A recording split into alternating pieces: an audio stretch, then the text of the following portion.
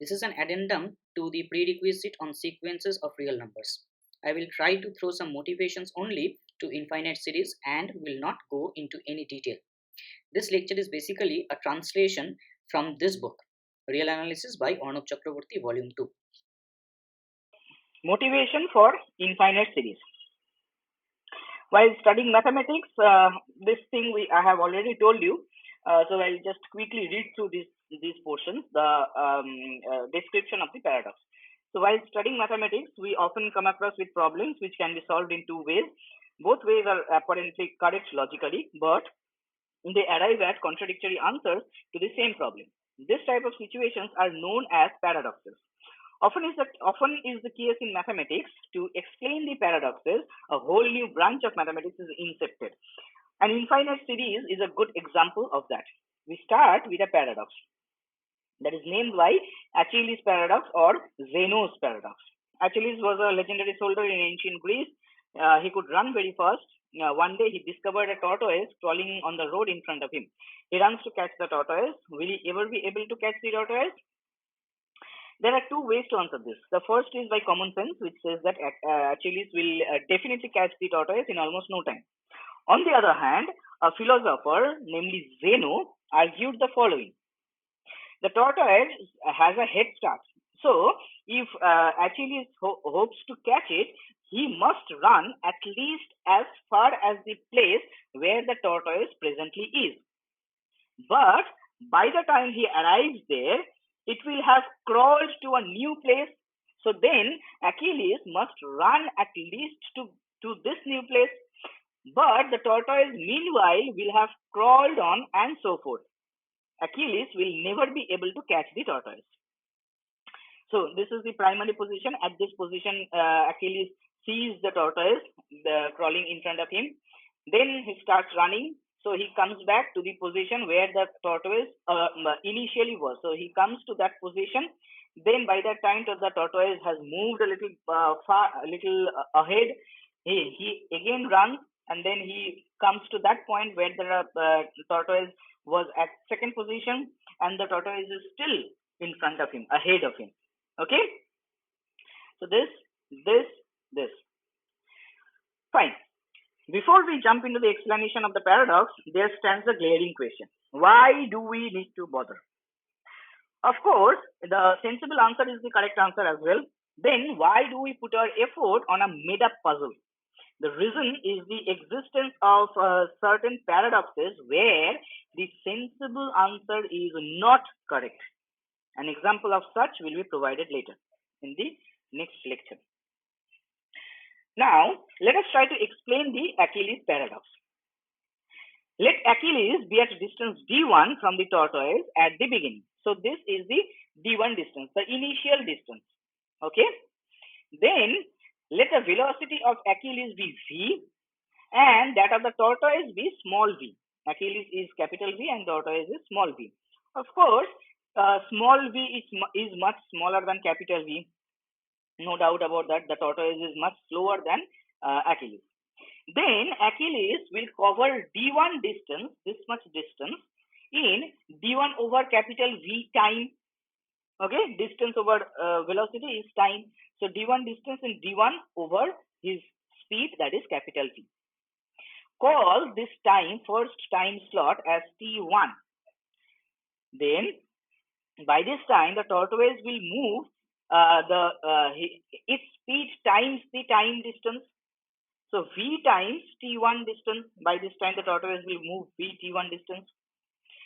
Call the second distance the turtle moves, this one, as d2. So this is my d2, that is small v times t1. Okay. Now Achilles will cover this d2 distance in time d2 over capital V. Now d2 is v times small v times t1, that is t1 times small v by capital V. Okay. By this time the tortoise will move d3 distance, that is v times t2. Fine. V times t2 is the time required for Achilles to come from this d2 distance, to cover this d2 distance. So that by that t2 time, the tortoise will move d3 distance, small v times t2 distance, and this will go on. Achilles will cover d3 distance in time t3, that is d3 over capital V, that is v times t2. V times d3 is v times t2 over capital V. So that is where is it? T2 is t1 times small v by capital V. So this is t2 times small v by capital V. So that will be t1 times small v by capital V whole square, and so on. So the total time Achilles needs to catch the tortoise is this entire thing. First he needs t1 times, second t2 times, third t3 times, then t4 times, and so on. It will go on. That is what the argument in the paradox says. This will go on. So the total time Achilles needs to catch the tortoise is this thing, is equal to t1 times t1 plus t2 is t1 times small v over capital V. T3 is t3 over here is t1 times small v over capital V whole square. T4 will be small v over t1 times small v over capital V whole cube, and so on. So this will go this way. Then, but from our common sense, we know that the actual time required is d1 over capital V minus small v. This is from our common sense we know. Because the relative velocity of Achilles with respect to the tortoise is capital V minus small v. He is running at capital V speed, he is running at the small v speed. Both are running in the same direction, so their relative velocity is the higher velocity minus the lower velocity. So that is capital V minus small v. And the initial distance was d1. When he was here, Achilles was here, and the tortoise was here. That is the initial distance was d1, and so that is the so Achilles has to cover that d1 distance in the relative velocity capital V minus small v. So therefore the time is time required will be d1 over small capital V minus small v. So that is via common sense. Simple kinematics says this. Hence we will be able to explain this paradox only if we can prove that this time taken over here by Achilles is which is equal to, I have just taken t1 common, so t1 times 1 into this square into this cube and so on. This is equal to d1 over capital V minus small v. Okay, so agree to this point, that hence we will be able to explain this paradox only if we can prove that the time taken in the paradox, by the arguments in the paradox, is same as the time taken determined by simple common sense. By now you probably have realized that the LHS of star is an infinite GP. LHS means let me call this one as the LHS. I am concerned about this last two equations. So this is an infinite GP. You see, 1 plus something square plus something cube plus something to the power 4 and so on. So this is an infinite GP. From our high school knowledge, you know that if the common ratio r lies between -1 and 1, then 1 plus r square plus this infinite sum is equals to 1 over 1 minus r. This we know. We never saw the proof of this fact. The proof of this fact is not taught in school, so you had to mug up this formula. Remember? Now, if we blindly apply this formula to the LHS left hand side of star, what we get? So this is the left hand side, t1 times 1 plus this one plus this one square. So this is my r. 1 plus r plus r square plus r cube and so on. This is my r. So this is 1 by, so t1 times is there. So 1 by 1 minus r from here. So r is small v over capital V. So this one is, you see, this is capital V goes over here. So capital V over capital V minus small v. Now d1 so T1 times capital V is D1, as T1 is D1 over V. All right. So if we apply this formula blindly, we get that this thing satisfied, that the time taken by the time taken determined by the arguments in the paradox is same as the time taken by determined by simple common sense. Okay. Here the common ratio is small v over capital V, which lies between, because small v is much smaller than capital V, which lies between 0 and 1. This explains the paradox. We have so far explained the paradox, but have blindly applied a formula we do not know the proof of. Okay, if we apply this one, then this explains the paradox. We are sort of happy with that. But this gives the motivation to define this sum, to get this sum done properly. Okay, so that is why, as I told you yesterday, that these paradoxes often give inceptions to new mathematical concepts, ideas. So that is why from here the concept of infinite series is generated. So let us deal with this definition now. Notice that the entire trouble with this formula, is there in those dots in the end. These dots in the end. Otherwise, we are pretty confident about the rest of the portion. That dots denote that there are infinitely many terms we need to add, but we do not have any idea how to do that. So this is a new concept. Let us name them. We call them infinite series. Let Sn be any sequence of real numbers. Then the sum of all of them is called an infinite series and often denoted by this particular notation. Very good. The above is merely a definition that does not tell us how to find the sum. We will learn that now. In the sum of Achilles, we calculated the total time in consecutive steps.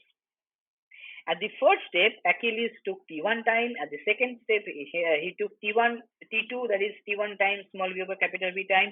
In the third step, he took T3 is equal to T1 times small v over capital V whole square time, and so on.